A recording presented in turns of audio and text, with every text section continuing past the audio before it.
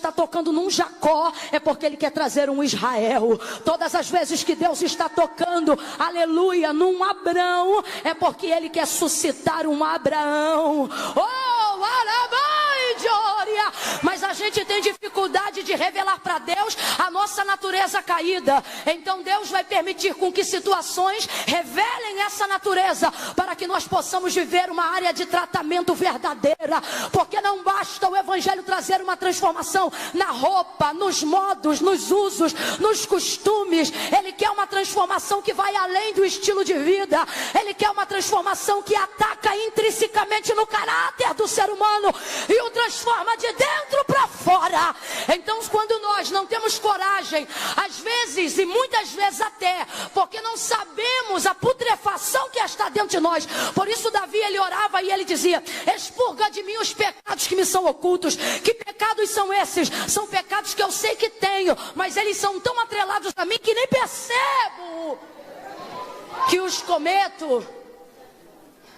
Todas as vezes que Deus quiser nos colocar numa posição de destaque, numa posição de liderança, se nós não formos capazes de identificar a putrefação que está em nós, Ele permitirá situações onde essa natureza se manifeste. É mamanda cando é barasérgia.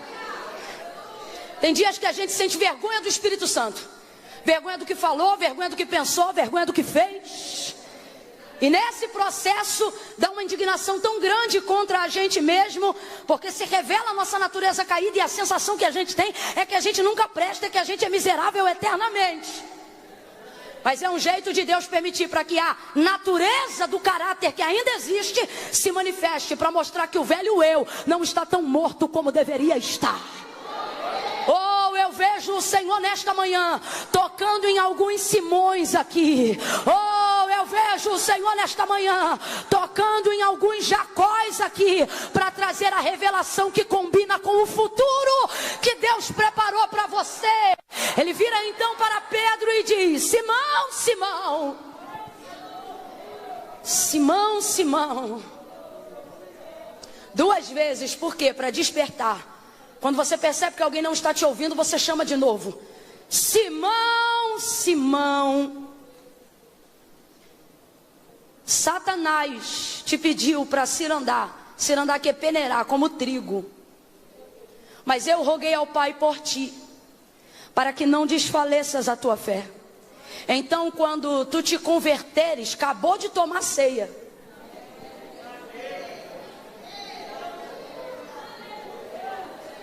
Sou eu que estou dizendo não, irmão, é Jesus. Tomou a ceia, mas você já entendeu, né? Está convertido? Está com medo de falar porque vai tomar a ceia hoje à noite, né? Não sou eu, vou falar de novo, é Jesus. Quando tu te converteres, acabou de tomar a ceia, responde para mim, está convertido? Tá com medo ainda? Simão está convertido? Mas tomou ceia. Porque não é um cálice e um pão que ditam a nossa conversão? Não é de fora para dentro, mas é de dentro. Quando tu te converteres, fortalece os teus irmãos. Duas verdades Deus está entregando para Pedro. A primeira: Pedro, você ainda não está completamente convertido. Por isso eu roguei ao Pai para que sua fé não desfalecesse. Porque se você for tentado, peneirado pelo diabo agora, eu te perderia. Por quê? Porque você não está pronto. Complete aí, por favor. Você não está?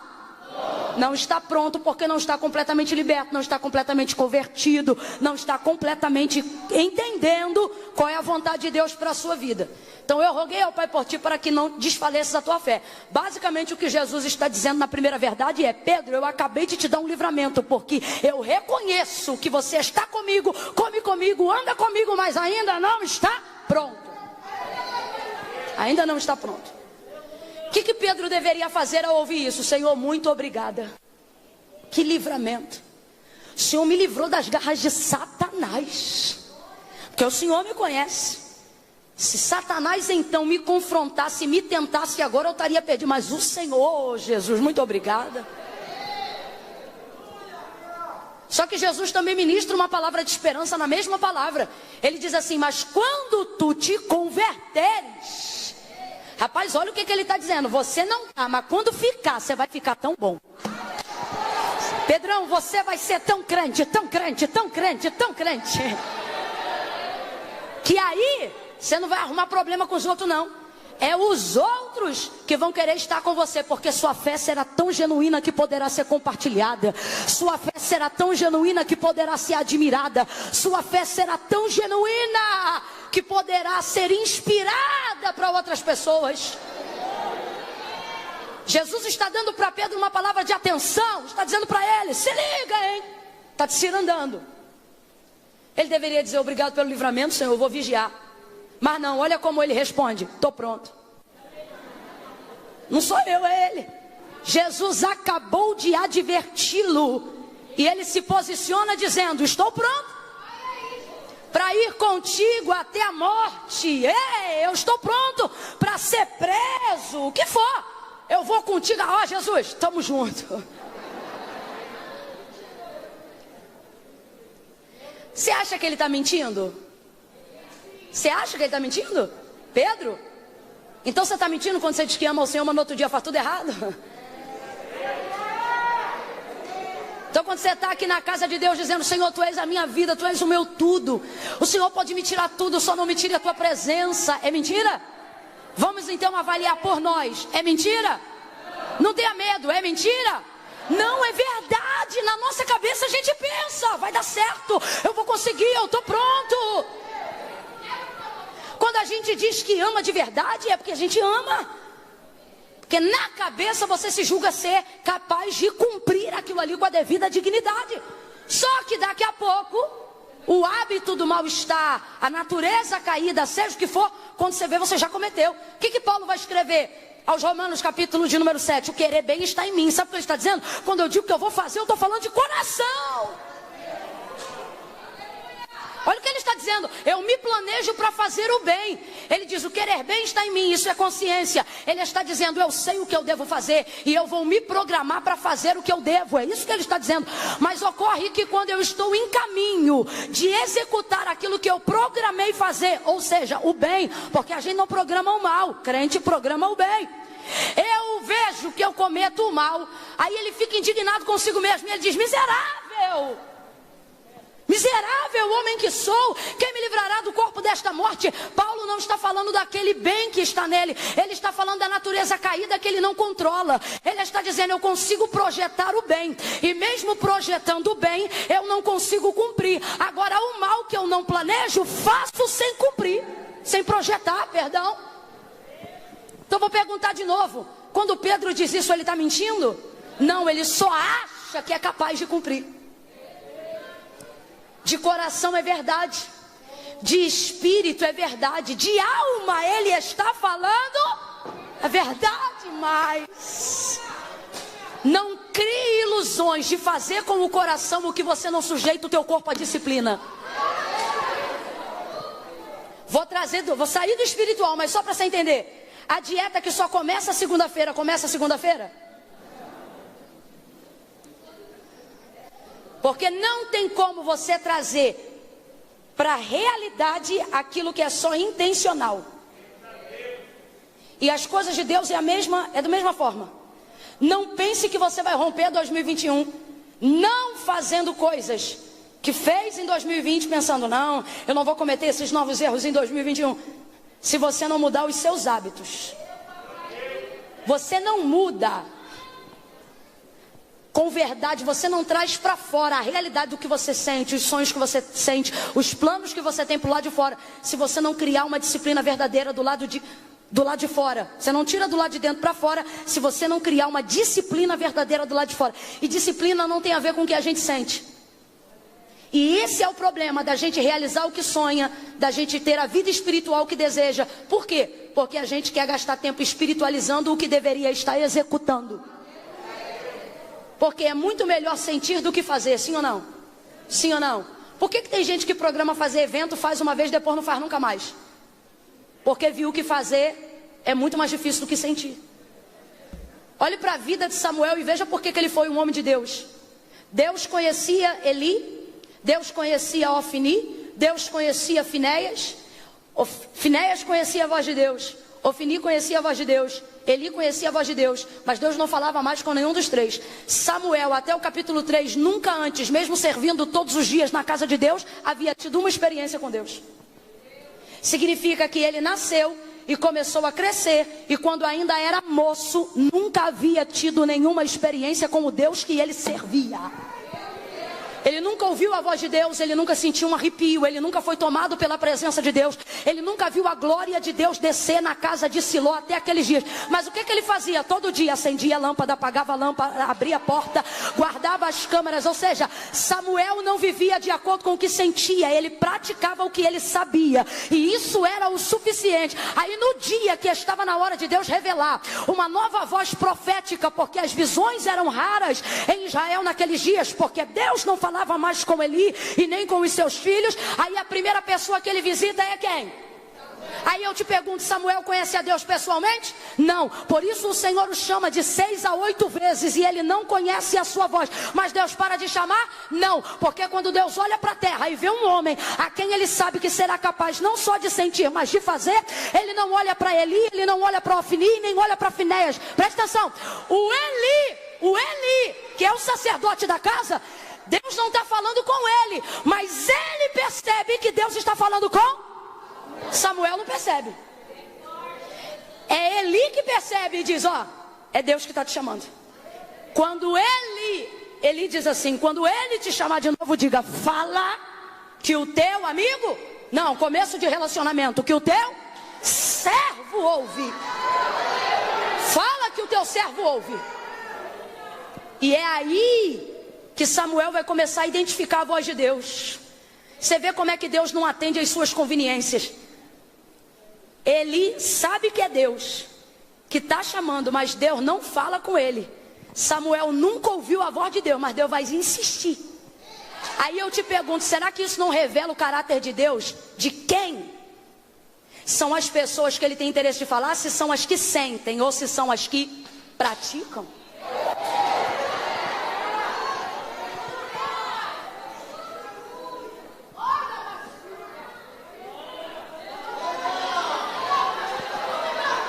Olha isso. Olha isso. Pedro sente, quando ele diz, eu vou contigo. Ele não está mentindo. Ele está fazendo igual a gente quando faz promessa e não cumpre. Pare de zombar de Pedro. Você conhece essa história? Essa semana eu vou começar um jejum. Quando você lembra do jejum, depois que tomou café. Meu Deus, era essa semana que eu ia começar. Não é, gente? Gente. Vamos falar a verdade? Então ele não está mentindo. Mas só que Jesus sabe que ele não está pronto. Veja, eu não disse Jesus acha, eu disse Jesus sabe. Quando Deus emite algo ao nosso respeito, não entre em embate com ele, não é uma opinião, é ciência. Ele sabe. Ele sabe. Pedro, você não está pronto. Só que Pedro diz, estou pronto. Por quê? Porque a gente quer viver uma vida baseada no que a gente sente. E viver vida baseado no que a gente sente é uma desgraça. Porque nem tudo é como a gente sente. Se isso fosse verdade, aquela amiga nunca tinha sido falsa contigo. Você ia ter descoberto, isso eu conheço, eu sinto que é falso. Não, você sentia que ela era show de bola. E ela só não pegou teu marido porque Deus entrou antes. Eu sempre carrego comigo uma frase: filtre seus sentimentos em oração. Nem tudo é como você sente. A gente tem mania de fazer coisa que sente, mesmo a Bíblia dizendo que o coração é pilantra. Não, porque se eu sentir eu perdoo. Não, porque se eu sentir eu vou. Eu vou ver se eu sinto de vir no culto hoje à noite. Não tem prática, não tem devocional, não tem vida regrada. Por quê? Porque só faz o que sente. Só faz o que sente. Sabe por que você não conseguiu fazer a dieta? Porque você só faz o que sente. Sabe por que você não conseguiu ler a Bíblia toda ainda? Porque você só faz o que sente. Aí você leva isso para o espiritual também. Você só consegue ser crente porque numa reunião como essa até um carnal sente. Aí quando você sente, você diz, isso é Deus, eu me lembro, eu gosto, vou ficar. Mas uma vida não pode ser governada pelo que sente, mas por aquilo que a palavra de Deus diz. E o que Jesus, que é o verbo vivo em carne, está dizendo para Pedro é: Pedro, você não está pronto. O que ele devia fazer? Subir para a torre da vigia e vigiar. E agradecer o livramento que recebeu. Mas não, estou pronto, Jesus. Rapaz, eita homem complicado era Pedro. Foi para o deserto, foi para o jardim com Jesus. Jesus está lá orando, acabou de dizer, Satanás quer te cirandar como trigo. Quando ele vê o Malco chegando perto de Jesus, pega a espada do homem e corta a orelha do soldado. Gente, que agonia! Parece que eu vejo Jesus catando a orelha do homem no escuro e dizendo, guarda essa bainha, Pedro, essa espada na bainha, e catando a orelha do soldado, dizendo, calma aí, meu filho, que eu vou botar no lugar. E botando aqui. Igual um pai tendo que compensar as coisas que os seus filhos fazem. Não ficava quieto, não assimilava o território. Por quê? Proativo, sanguíneo, acha que tem que fazer alguma coisa o tempo todo. Gente assim tem dificuldade de esperar. Porque acha que esperar é não fazer nada. E esperar não é não fazer nada. Esperar é esperar. Não fazer nada é diferente de esperar. Você pode estar fazendo alguma coisa, e isso quer dizer às vezes que você não está fazendo nada. Por quê? Porque às vezes você está fazendo naquela hora uma coisa que não devia estar fazendo, e o resultado será nada.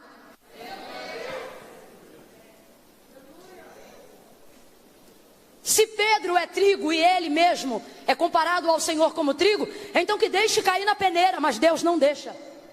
Jesus não deixa. Abre a sua Bíblia lá em Mateus capítulo 13 agora, faça isso. Os crentes que ainda têm Bíblia de papel, abra aí. Mateus capítulo 13. Porque a coisa está tão séria que um dia a gente vai chegar aqui e vai ter que dizer, vamos abrir os nossos iPads sagrados. Normal. Eu gosto do livro, eu particularmente gosto do livro. Capítulo 13 do Evangelho de Jesus, segundo escreveu Mateus. Verso 24, quem achou, diga amém. Propôs-lhe outra parábola, dizendo, o reino dos céus é semelhante ao homem que semeia a boa semente no seu campo. Mas enquanto os homens dormiam, veio o seu inimigo. Quem veio, gente? E semeou o joio no meio do trigo e retirou-se. Quando a erva cresceu e frutificou, apareceu-lhe também o joio. Então, indo ter com ele os servos do pai de família, lhe disseram, Senhor, não semeaste tu no campo a boa semente? Como então está cheio de joio? E respondeu-lhes ele, um inimigo é quem fez isso. E disseram-lhe os servos, queres que vamos lá e arranquemo-lo? Porém ele lhes disse, não. O que o Senhor disse, gente? Qual é a palavra, gente? Abre essa boca bem grande que isso vai ser importante. Qual é a palavra? Não. O Senhor disse, não. Não quero, eu não quero que vocês façam isso. Para que ao colher o joio não arranqueis também com ele o trigo. Deixai crescer ambos juntos até a ceifa. E por ocasião da ceifa dizei aos ceifeiros, colhei primeiro o joio, atai-o em molhos para o queimar. E então colhei o trigo e recolhei-o no meu celeiro. Diga amém por essa palavra. Camila, o que isso tem a ver com Pedro aqui no capítulo 22 do Evangelho de Jesus? Segundo escreveu Lucas, tudo a ver. Porque não somos nós, é Jesus que compara a vida humana ao trigo. Quando ele fala da salvação e das almas que vão para o céu, ele diz, olhai para os campos. E veja como eles já estão preparados para a ceifa. E que campo? Jesus estava apontando para o campo de trigo, que dá aquela coisinha branca, aquela florzinha para mostrar que já chegou a hora da colheita. Como é que cresce um galho de trigo? Um ramo de trigo cresce como? Basta uma semente de trigo. Por isso Jesus vai usar essa comparação para falar da multiplicação, 30, 60 e até 100 por 1. Sabe o que isso significa? Que se você plantar uma sementinha de trigo, sabe aquelas espiguinhas? Quem já viu aqui um galinho de trigo, levanta a mão. Nem na ceia já viu aquele sequinho que botam para enfeitar? Então vou perguntar de novo. Quem já viu um galinho de trigo, levanta a mão. Na televisão, qualquer lugar. Quem não quer levantar a mão, levanta a mão. Então veja bem, cada gominho, ou melhor, cada ramo daquele a gente chama de espiga. Qual é o nome do ramo? Espiga. Cada espiga daquela tem um gomo. Cada espiga tem um gomo, que é uma bolinha. Cada bolinha daquela tende a carregar uma semente. Então se você planta uma semente de trigo, se ela der pouco, ela vai te devolver 30 de volta. Se ela te der pouco, ela vai te devolver 30. Se ela for robusta e o ramo pesar, ela te devolve 60. Se ela for esmagadora, o bichinho enverga, porque ela dá 100. Com uma semente. Esse é o poder do homem. Poder da sua multiplicação, poder do seu crescimento. Deus fez a humanidade povoando a terra? Não, Deus criou um homem. Lhe deu uma mulher. Ah, Camila, mas aí quebra o diálogo, porque são dois. Não, aquilo que eles podiam fazer precisava de dois, mas o texto diz o tempo todo: homem e mulher serão uma só carne. Na condição de um, Deus precisou de mais um para povoar a terra inteira? Adão e Eva foram o suficiente, sim ou não? Todas as vezes a Bíblia trata, muitas vezes, e o próprio Jesus, o trigo como a alma do homem, como a multiplicação da humanidade. Aí veja, o trigo no mundo fala sobre a vida do homem no mundo. O Senhor, o dono do celeiro, o dono do trigo, os servos, os que trabalham na sua obra, nós que o servimos. E o trigo às almas, vai ouvindo aí. Aí olha o que ele diz, que ele deu a boa semente. Quem lembra? Qual é o nome da boa semente? A boa semente é o trigo. Meu Deus, fala, senão eu vou me rasgar todinho aqui. A boa semente, qual é? O trigo. E qual é a semente que o inimigo planta? Então, se o trigo é bom, o joio é ruim, mal. Aí o Senhor entrega a boa semente, os servos vão lá e plantam. Só que o texto diz que chegando à noite todos dormiram depois de um dia de trabalho. Isso fala da impotência da humanidade ante algumas coisas na vida. Você pode ser crente até o tutano e educar o teu filho nos caminhos do Senhor, mas no final da vida você não pode mexer no coração dele e nem mudar a personalidade dele. Isso fala do sono. O que é isso? Existem coisas que ele vai fazer que você não vai ver, lugares que ele irá e você não poderá acompanhar. O sono fala sobre a impotência da nossa vida. Você acha que a fome é forte? Forte é o sono. O sono é imparável, incontrolável. É um dado estatístico real. A maioria das pessoas que sofrem acidente, não por imprudência e nem por embriaguez, sofrem por sono. E a maioria das pessoas que morrem porque dormiram ao volante, morrem a poucos quilômetros de casa. Por quê? Porque elas acham que por estarem em casa vão aguentar o sono e não aguentam. Acham que conhecem o caminho e vão aguentar o sono e não aguenta, porque o sono é forte. Por isso algumas pessoas dizem que assim como a morte, o sono também é forte. Você lembra quando Jesus foi ressuscitar a Talita? Ele disse, ela dorme, mas eu vou. Quantas vezes Jesus compara o sono e a morte?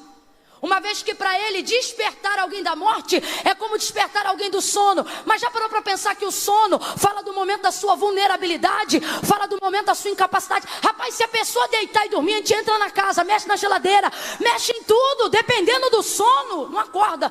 Eu já ouvi história de gente que morreu queimado, a casa pegou fogo e só percebeu depois que já estava carbonizado, todo queimado, não deu tempo de socorrer. Às vezes morre pela inalação da fumaça. Não deu tempo de acordar porque o sono é forte. Quantas crianças nós ajudamos no sertão da Bahia, extremo norte do país, nordeste da nossa região, que a única maneira da mãe tentar controlar a fome da criança é dizendo, dorme que passa.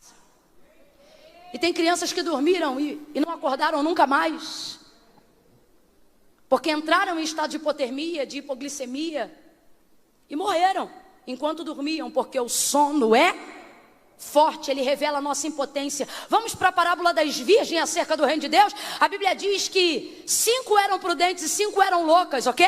Mas quantas dormiram? Todas. É isso aí. Todas dormiram, porque o sono é para... Ninguém aqui é super crente. Ninguém aqui é imparável.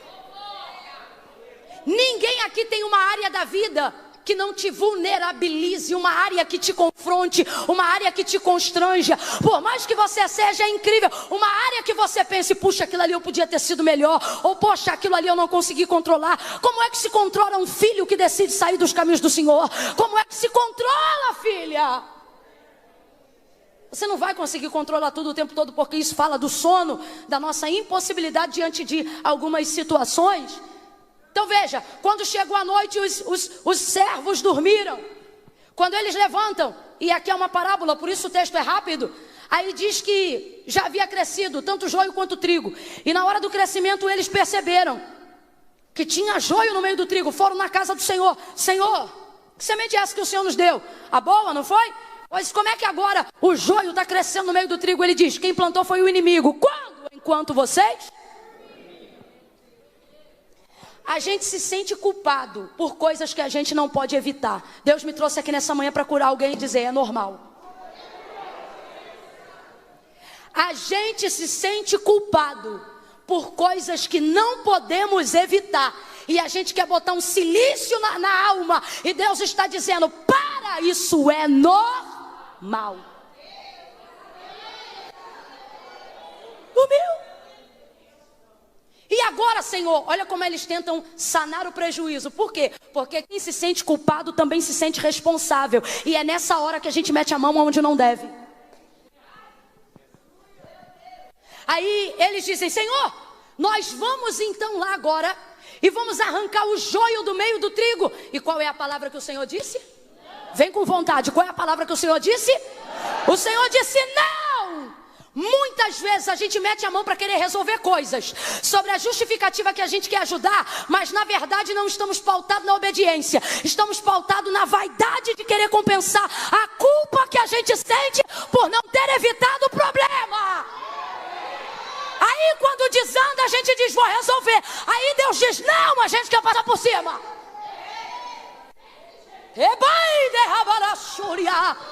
Acho que alguém pensou que ia ser uma manhã do manto, mas Deus disse, não, hoje você vai saber primeiro para sentir mais tarde. Que manto vem à noite. Hoje vai ter uma instrução poderosa. Deus está organizando pensamentos nesta manhã. A palavra do Senhor é não. Temos dificuldade de entender o não do Senhor quando vemos em nossas mãos poder para arrancar o que a gente não plantou.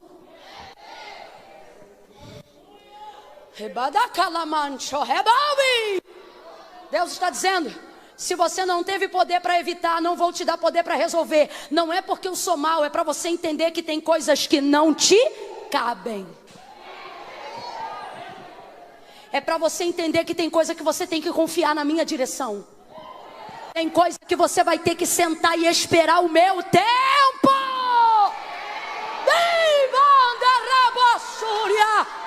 Olha para alguém e diga, Deus vai te fazer sentar. Tá fraco? Diga, Deus vai te fazer sentar. Olha para ele ou para ela e diga, não é castigo, é espera, é direção. Ele está dizendo, você vai aprender a andar na minha direção. Porque dele e por ele e para ele são todas as coisas. Glória, pois, a ele, eternamente. Amém. Romanos 11, 36. Se você gostou deste conteúdo, se inscreva em nosso canal e ative o sininho para receber as notificações.